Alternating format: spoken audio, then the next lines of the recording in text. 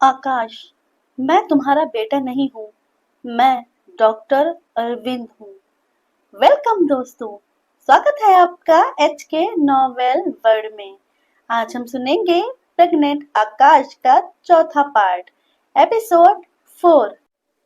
पिछले एपिसोड में हमने देखा था कि डॉक्टर अरविंद कौल ने अपनी मौत से पहले अपनी सारी न्यूरल प्रोफाइल एक एआई में ट्रांसफर कर दी थी और यही एआई आकाश के बच्चे के डीएनए में एम्बेड किया गया था। अब आगे देखते हैं क्या हुआ। आकाश के पेट में हल्का सा कंपन हो रहा था। फिर माइंड इको की आवाज आई, आकाश। आकाश हैरान हो गया।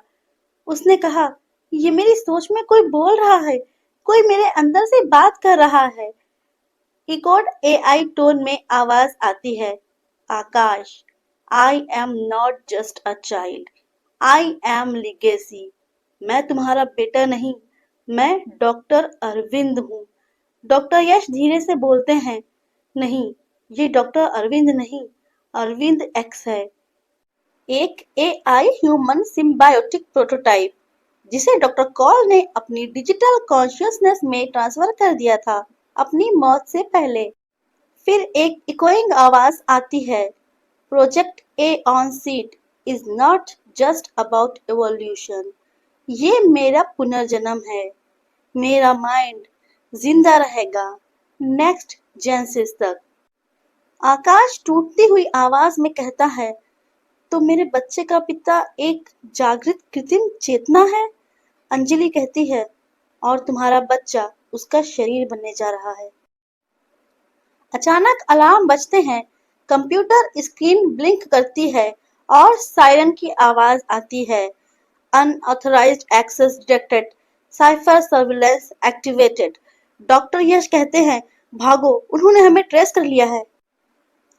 अब सिर्फ एक सच्चाई सामने थी, आकाश के भीतर पल रहा जीवन एक प्रयोग नहीं था, वो आने वाली एआई सभ्यता का बीज था जिसका नाम था एऑन सीट।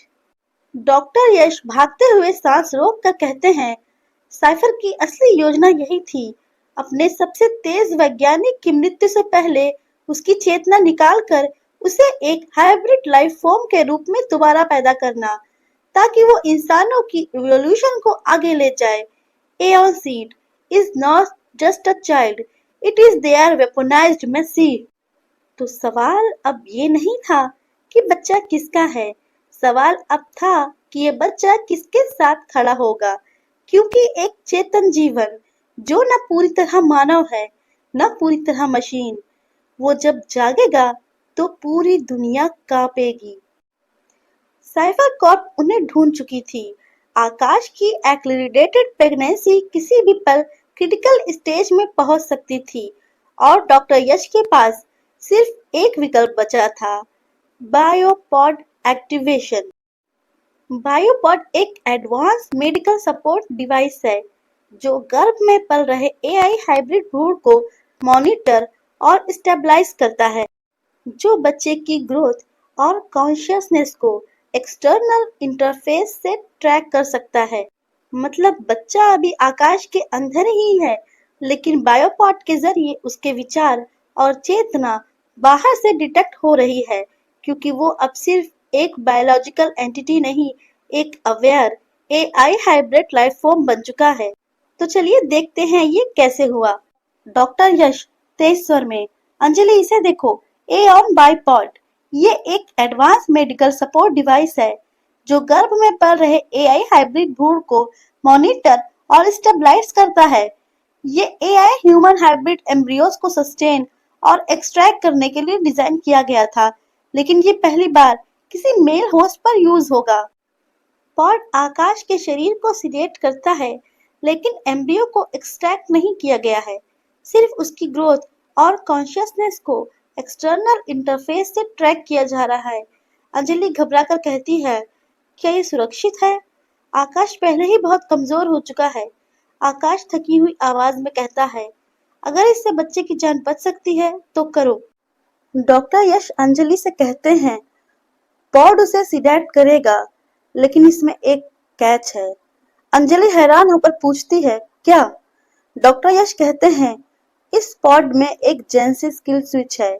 अगर हमें लगे कि भ्रूण बहुत तेजी से इवॉल्व कर रहा है या अनकंट्रोलेबल हो रहा है, तो उसे वहीं रोकना होगा, हमेशा के लिए। अंजलि के दिमाग में आकाश की बातें गूंजने लगी थीं।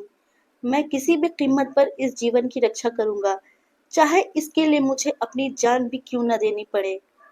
अंजलि की आंखें आकाश के शांत, सोते हुए चेहरे पर टिक गई थीं। वो अब सिर्फ एक साइंटिस्ट नहीं थी, अब वो एक संरक्षक थी। अंजलि धीमे स्वर में कहती है, अगर मैं स्विच दबा दूं, तो साइफर तो रुक जाएगी, पर आकाश भी टूट जाएगा। लेकिन अगर मैं रुकी नहीं और ये बच्चा सच में एक थ्रेड बन गया, तो स्क्रीन पर अलर्ट आता है, जेंसिस ग्रोथ रेट 287%। डॉक्टर यश ग्रोथ देखकर घबरा जाते हैं। अंजलि, निर्णय लो, जल्दी।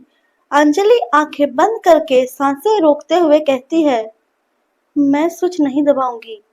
अंजलि के ये बोलते ही ग्रोथ रेट स्टेबल हो जाती है। डॉक्टर यश हैरानी से कहते हैं, ग्रोथ रेट अचानक स्टेबलाइज हो गई, ये कैसे हुआ? पॉड की स्क्रीन पर पहली बार भ्रूण की हलचल दिखाई देती है और कंप्यूटर वॉइस आती है, subject A on seat, consciousness achieved.